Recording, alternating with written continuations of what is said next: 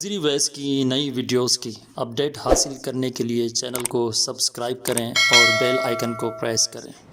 بسم اللہ الرحمن الرحیم نحمدہ و نصلی علی رسولہ الکریم۔ کسی بھائی نے سوال کیا ہے کہ ایزی پیسے کا اکاؤنٹ کھلوانا کیسا ہے، یہ جائز ہے یا ناجائز؟ ایزی پیسہ کا اکاؤنٹ ہو گیا یا موبی کیش یا یو پیسہ کا اکاؤنٹ ہو گیا، اس طرح کے جو بھی اکاؤنٹ ہیں ان کا کھلوانا فی نفسہ ہی تو جائز ہے، اس میں کوئی مسئلے کی بات نہیں ہے۔ باقی اس میں سمجھنے کی بات یہ ہے جو ہم اکاؤنٹ میں رقم رکھتے ہیں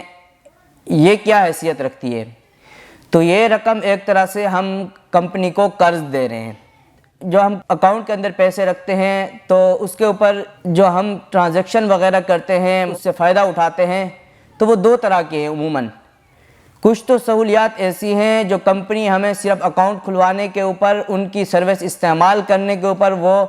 سہولیات دیتی ہے، جیسے ہم ایزی پیسہ اکاؤنٹ سے لوڈ کرتے ہیں اپنے نمبر کے اوپر تو اس کے اوپر وہ ہمیں سہولت دیتی ہے، یا بل وغیرہ ادھر سے ادا کرتے ہیں تو اس کے اوپر ہمیں سہولت دیتی ہے۔ اس طرح کی مختلف سہولیات، تو وہ سہولیات استعمال کر سکتے ہیں، اس میں کوئی مسئلے کی بات نہیں ہے۔ اور دوسری سہولیات وہ ہیں جن کے لیے کمپنی باقاعدہ شرط لگاتی ہے۔ اس میں یہ شرط لگاتی ہے کہ جیسے آپ نے 1000 روپیہ رکھا تو اگر اتنی مدت تک آپ کے پیسے اکاؤنٹ میں رہے تو اس کے اوپر آپ کو اتنے ایس ایم ایس بھی ملیں گے، اتنے ایم بیز بھی ملیں گی، اتنے منٹ بھی ملیں گے۔ شرط لگانے کے ساتھ جو چیز مشروط ہے کہ اگر آپ اتنی رقم رکھیں، اتنی مدت تک رکھیں، تو یہ ناجائز اور حرام ہے، کیونکہ جو پیسے ہم نے اس کے پاس رکھے ہیں وہ قرضہ ہے، اور قرضے کے اوپر جو نفع حاصل ہوتا ہے وہ ربا کے حکم میں ہے،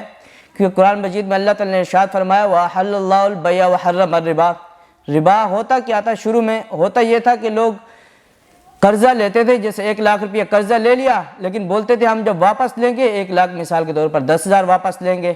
تو قرضے کے اوپر جو اوپر کا منافع ہوتا ہے وہ جائز نہیں ہوتا۔ باقی جو بغیر شرط کے کمپنی ویسے وہ دیتی ہے، سہولیات دیتی ہے بل وغیرہ ادا کرنے کے اوپر، یا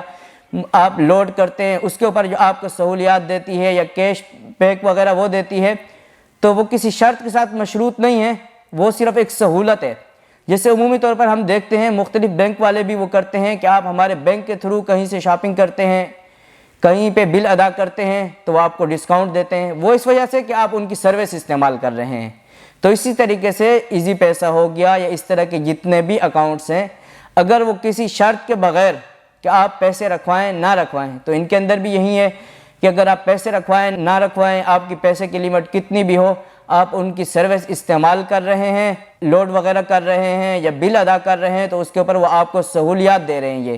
تو ان سہولیات کے استعمال کرنے میں کوئی مسئلہ نہیں ہے۔ باقی جن چیزوں کے اوپر شرط ہے کہ آپ اتنے پیسے رکھوائیں تو یہ سہولت ملے گی، تو وہ ناجائز اور حرام ہے، وہ سود کے زمرے میں آ جاتا ہے، تو اس سے بچنا چاہیے، اجتناب کرنا چاہیے جہاں تک ہو سکے۔ باقی کوشش یہ کرنی چاہیے، جیسے مثال کے طور پر کمپنی ایک شرط رکھتی ہے کہ 1000 روپیہ رکھیں، آپ 1 دن تک رکھیں تو اتنے منٹس، ایم بیز یا ایس ایم ایس وغیرہ ملیں گے، تو کوشش یہ کرنی چاہیے 1 دن کی اس نے شرط لگائی ہوئی ہے تو 1 دن پورا ہونے سے پہلے اپنی رقم واپس نکال لیں،